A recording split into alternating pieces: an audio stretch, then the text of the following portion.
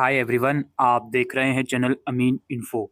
अगर आप एसओएल से एमबीए परस्यू करना चाहते हो तो इसका क्या प्रोसेस है, एलिजिबिलिटी क्राइटेरिया, फी स्ट्रक्चर, आज की इस वीडियो में डिटेल एडमिशन प्रोसेस हम एमबीए इन एसओएल का डिस्कस करने वाले हैं।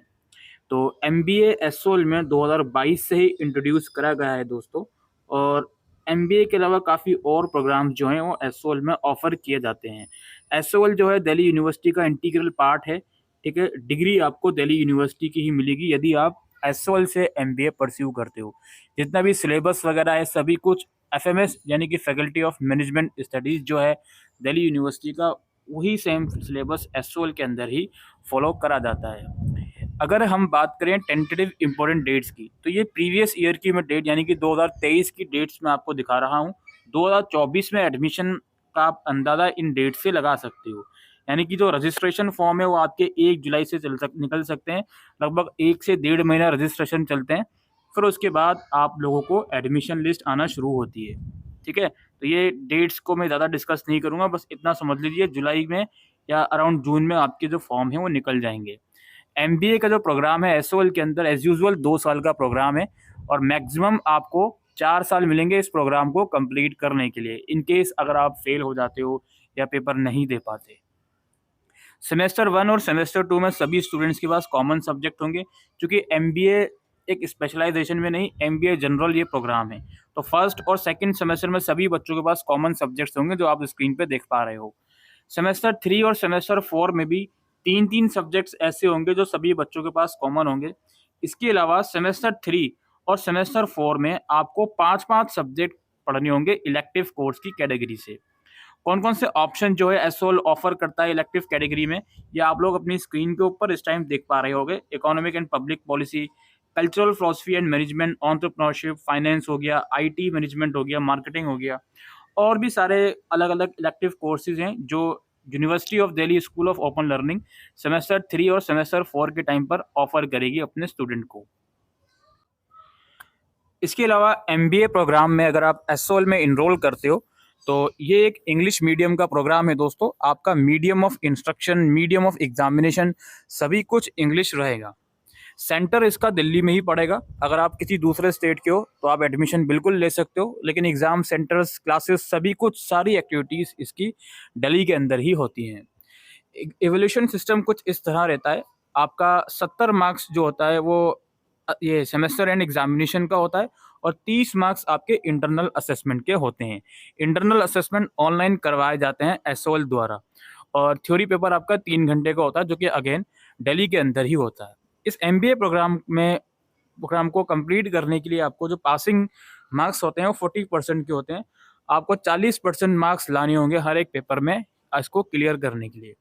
कुछ प्रमोशन क्राइटेरिया भी आप समझते चलो। प्रमोशन क्राइटेरिया का मतलब ये होता है फर्स्ट ईयर से सेकंड ईयर में प्रमोशन। तो यहाँ पर प्रमोशन क्राइटेरिया कुछ इस प्रकार होता है। फर्स्ट ईयर से सेकंड ईयर में जाने के लिए आपको कम से कम 12 पेपर, 16 में से 12 पेपर क्लियर करने होंगे फर्स्ट और सेकंड सेमेस्टर को मिलाकर, तभी आप अगले यानी कि सेकंड ईयर में प्रमोट हो पाओगे। अगर ये प्रमोशन क्राइटेरिया आप फुलफिल नहीं कर पाते तो आपको डिटेन कर दिया जाएगा उस पर्टिकुलर ईयर में, और जिस भी पेपर में आप फेल होते हो या एब्सेंट होते हो उसका एग्ज़ाम आपको दोबारा से देना होगा। और उसमें एक ये चीज़ एमबीए के अंदर होती है, लाइक फॉर एग्जांपल सेमेस्टर 1 का आपने एग्ज़ाम्स दिया, उसमें कोई पेपर में आप फेल हो गए या एब्सेंट हो गए तो वो एग्ज़ाम आप इमीडिएट सेकेंड सेमेस्टर के साथ दे सकते हो। सिमिलरली थर्ड सेमेस्टर के अंदर आप सेमेस्टर 3 के पेपर के साथ अगर किसी सेमेस्टर 1 या 2 के पेपर में आप एब्सेंट या फेल हो गए तो वो पेपर आप सेमेस्टर 3 के साथ दे सकते हो। यानी कि कुल मिलाकर अगर किसी सेमेस्टर में आप फेल होते हो तो उसके कंसेक्यूटिव सेमेस्टर में उस पर्टिकुलर सब्जेक्ट का जो एग्ज़ाम है वो आप लोग दे सकते हो। तो ये थोड़ा सा रूल है पासिंग और प्रमोशन क्राइटेरिया का। अब हम बात करते हैं इसके एलिजिबिलिटी क्राइटेरिया की। देखिए, एलिजिबिलिटी क्राइटेरिया, मिनिमम क्राइटेरिया तो एक ये है, ग्रेजुएशन में आपके 50% मार्क्स होने चाहिए किसी भी रिकॉग्नाइज्ड यूनिवर्सिटी के। ये मिनिमम क्राइटेरिया। अगर सिर्फ और सिर्फ ये वाला क्राइटेरिया भी आप फुलफिल कर रहे हो then you are eligible to pursue MBA in SOL. ठीक है, अच्छा, इसके बाद क्या है, कुछ कैटेगरीज यहाँ पे रखी गई हैं। यहाँ पे आप इस चीज़ को ध्यान से समझिए। कैटेगरी 1 उन कैंडिडेट्स की है जिन्हें कुछ वेटेज मिलेगा वर्किंग एक्सपीरियंस के बिहाफ पर। कैटेगरी 1 के अंदर 80% वेटेज आपके ग्रेजुएशन के मार्क्स को दिया जाता है और 20% वेटेज दिया जाएगा आपके वर्किंग एक्सपीरियंस को। इसमें गवर्नमेंट और नॉन गवर्नमेंट या कॉर्पोरेट ऑर्गेनाइजेशन में अगर आपने वर्क किया है तो आपको बेनिफिट मिलेगा। 20% मिलेगा उन कैंडिडेट को जिनके पास 4 साल या उससे ज़्यादा का एक्सपीरियंस है। 15% वेटेज मिलेगा उनको जिनके पास 3 साल का एक्सपीरियंस है। 10% मिलेगा 2 साल के एक्सपीरियंस वाले को, और 5% का वेटेज मिलेगा जिनके पास 1 साल का एक्सपीरियंस है। अगर आपके पास 1 साल से कम का एक्सपीरियंस है तो आपको कोई भी वेटेज नहीं दिया जाएगा। तो ये थोड़ा सा क्राइटेरिया है कि अगर आपके पास ग्रेजुएशन के अलावा अगर वर्किंग एक्सपीरियंस है तो आपको वेटेज दिया जाएगा मेरिट में कंसीडर होने के लिए। लेकिन वर्किंग एक्सपीरियंस नहीं है इसका मतलब ये नहीं है कि आप एलिजिबल नहीं हो, आप बिल्कुल एलिजिबल हो। और मोस्टली स्टूडेंट्स का एडमिशन होता भी है अगर वो उनके पास वर्किंग एक्सपीरियंस नहीं होता। तो ये कैटेगरी 1 की बात हो रही थी।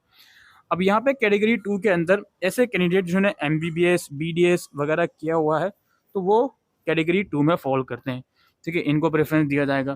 कैटेगरी 3 उन बच्चों की होती है या उन कैंडिडेट्स की होती है जो ग्रुप ए ऑफिसर्स हैं गवर्नमेंट या पब्लिक अंडरटेकिंग ऑर्गेनाइजेशन के।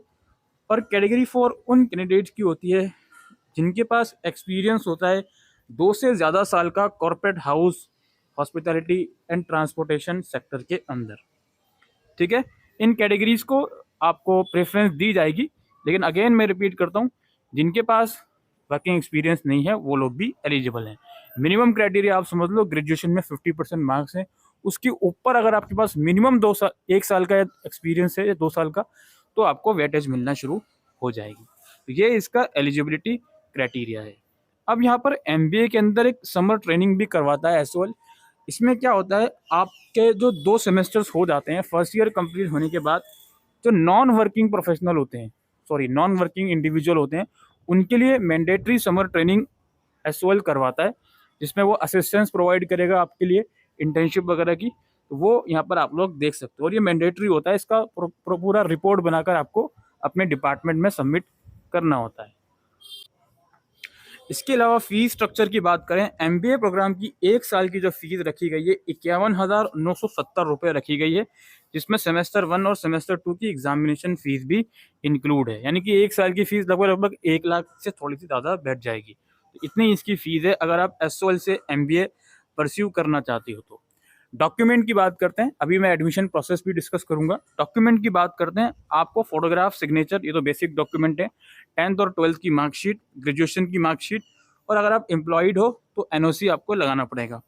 कुछ और डॉक्यूमेंट्स हैं, जैसे कि फॉर एग्जांपल अगर आपकी रिजर्व कैटेगरी है तो उसका सर्टिफिकेट आपको लगाना पड़ेगा, PWD है तो उसका सर्टिफिकेट आपको लगाना पड़ेगा, और certificate of candidate must have been issued before the date of admission. जितने भी सर्टिफिकेट होंगे वो एडमिशन की डेट से पहले के आपके इशू किए हुए होने चाहिए। अगर आप फी कंसेशन के लिए अप्लाई करते हो तो इसमें ओरिजिनल इनकम सर्टिफिकेट आपको लगाना पड़ेगा, ठीक है, राशन कार्ड वगैरह लगाना पड़ेगा अगर आप फाइनेंशियल असिस्टेंस के लिए अप्लाई करते हो। तो ये बेसिक से डॉक्यूमेंट है।